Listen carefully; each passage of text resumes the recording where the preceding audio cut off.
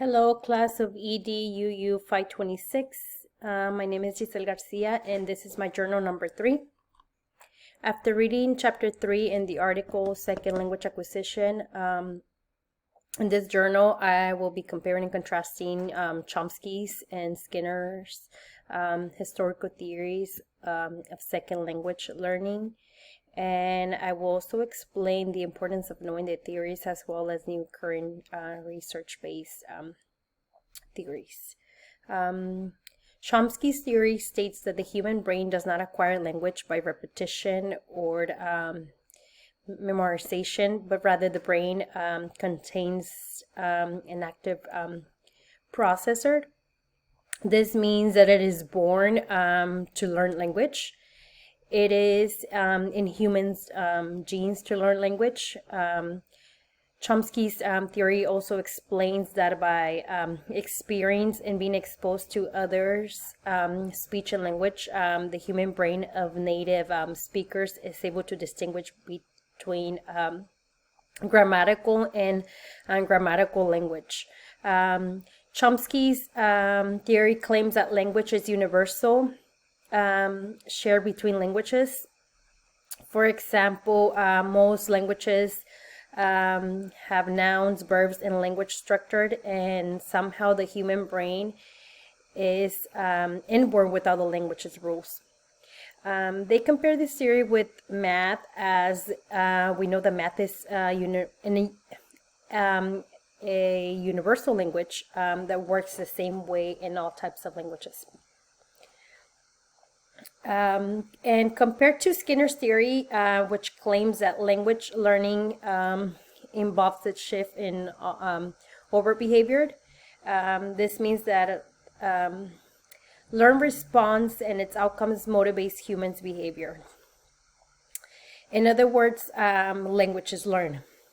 This theory consists of rewards and punishments. This means that our response is going to be strengthened by reinforcement, and that desired behavior will be most likely to occur again. It also consists of punishment or negative reinforcement, which will lead to a decrease of that behavior. Behavior responses are due to the law of effect, which can lead to establishing patterns if they are satisfying outcomes. One of the similarities that I found between these two theories is that somehow they are both influenced by the environment. The environment can influence the language acquisition. Chomsky's theory says that the environment provides positive evidence to help the learner in the proper language acquisition, while Skinner's theory says that in order to have good behavior, the environment needs to be controlled in specific ways. Knowing historical theories is just as important as knowing current research-based theories because they help learn the process of language acquisition.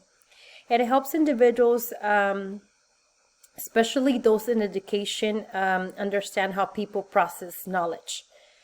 It is important to know what has worked with historical theories and what has not.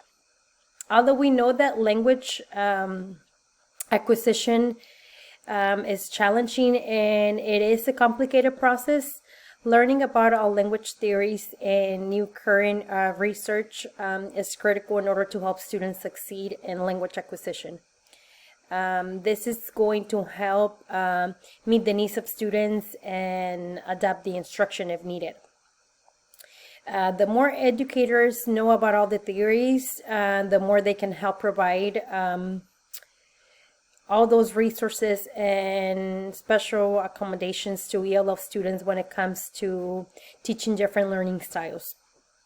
This means that educators can implement useful frameworks and strategies, like one of the ones we know that it's universal design for learning. This is all that I have for this week's journal. Thank you.